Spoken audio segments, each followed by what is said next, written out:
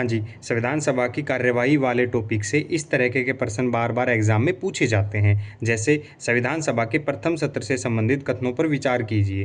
पहला कथन है, पहली बैठक में डॉक्टर राजेंद्र प्रसाद स्थायी अध्यक्ष चुने गए। और दूसरा है, पहले सत्र में ही उद्देश्य प्रस्ताव पेश किया गया। तो इसका दूसरा ऑप्शन ठीक है, पहला गलत है, क्योंकि पहली बैठक में डॉक्टर सच्चिदानंद सिन्हा को अस्थायी अध्यक्ष चुना गया था। इसी तरीके से संविधान सभा के संदर्भ में कथनों पर विचार कीजिए। तो स्वतंत्रता के बाद यह संप्रभु निकाय बन गई, ये ऑप्शन ठीक है। यह एक विधायिका की तरह भी कार्य करती थी, ये भी ठीक है। संविधान लागू होते ही यह अस्थायी संसद बन गई, ये भी ठीक है। इसी तरीके से कुछ समितियां दी गई हैं और उनके अध्यक्ष दिए गए हैं, इनका मिलान करना है। यानी संचालन समिति के अध्यक्ष थे डॉक्टर राजेंद्र प्रसाद, ये सही ऑप्शन है। सलाहकार समिति के अध्यक्ष थे वल्लभ भाई पटेल, ये भी ऑप्शन ठीक है। वित्त एवं स्टाफ, इनके अध्यक्ष थे जवाहरलाल नेहरू, ये ऑप्शन गलत है, क्योंकि वित्त एवं स्टाफ के अध्यक्ष थे डॉक्टर राजेंद्र प्रसाद। इसी तरीके से प्रारूप समिति से संबंधित कथनों पर विचार कीजिए। प्रारूप समिति जिसके अध्यक्ष भीमराव अंबेडकर थे, तो उनके बारे में कथन है। पहला कथन यह है कि यह किसी भी समिति के प्रस्ताव को संशोधित कर सकती थी, ये ऑप्शन एकदम ठीक है।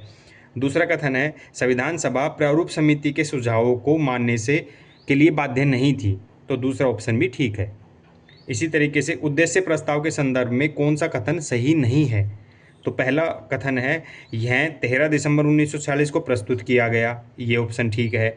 बी, यह 22 जनवरी 1947 को स्वीकार किया गया, ये भी ऑप्शन ठीक है।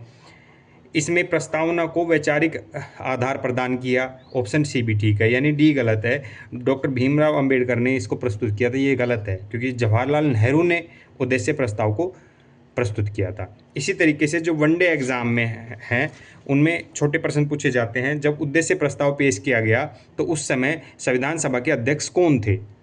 इसी तरीके से स्वतंत्र भारत की संविधान सभा के रूप में पहला सत्र कौन सा था, यानी संविधान सभा के जो 11 सत्र हुए थे उनमें से कौन सा सत्र ऐसा था जब भारत स्वतंत्र हो चुका था। वो 5वां ऐसा सत्र था जो कि 14 अगस्त से 31 अगस्त को चला था। इसी तरीके से प्रारूप समिति का गठन कब और कौन से सत्र के दौरान हुआ था। निम्नलिखित में से किस समिति का संबंध मौलिक अधिकारों से था। तो इस तरीके के जो प्रश्न हैं वो आपके सामने एग्जाम में बार बार पूछे जाते हैं, संविधान की जो कार्यवाही थी उससे रिलेटेड। तो